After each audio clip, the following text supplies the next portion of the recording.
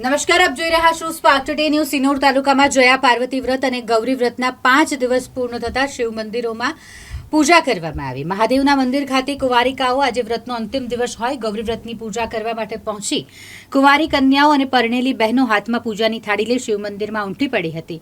શિવ મંદિરમાં નિલેશ મહારાજ દ્વારા પૂજા અર્ચના સૌને કરાવવામાં આવી તેમજ કુંવારિકાઓને શિવલિંગ પર બિલીપત્ર ચડાવી અને દૂધનો અભિષેક કરી પૂજા અર્ચના કરી હતી.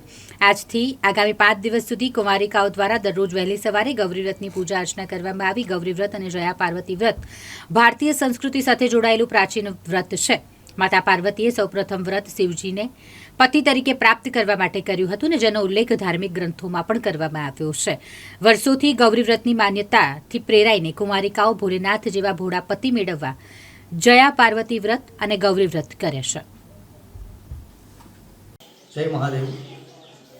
અષાઢ સુદ 13 થી અષાઢ વદ બીજ દિવસ સુધીના 5 દિવસો એટલે જયા પાર્વતી વ્રતના દિવસો. આપણે ત્યાં 5 દિવસો સુધી નાની નાની દીકરીઓથી માંડીને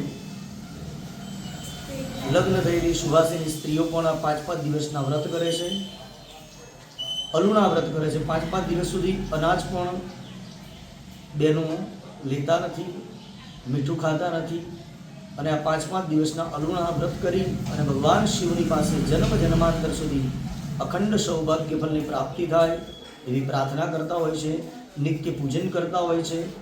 અમારા સિનોર ગામની અંદર પણ સિનોર ગામની આજુબાજુમાં આવેલા દરેક ગામોની અંદર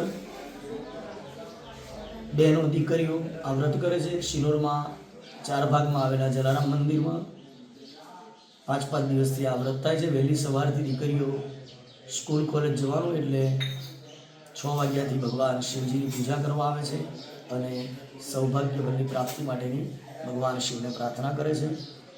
અમે પણ ભગવાન શિવને પ્રાર્થના કરીએ, વિશ્વનું કલ્યાણ કરે, જીવ માત્રનું ભગવાન શિવ સદાય કલ્યાણ કરે. જય મહાદેવ.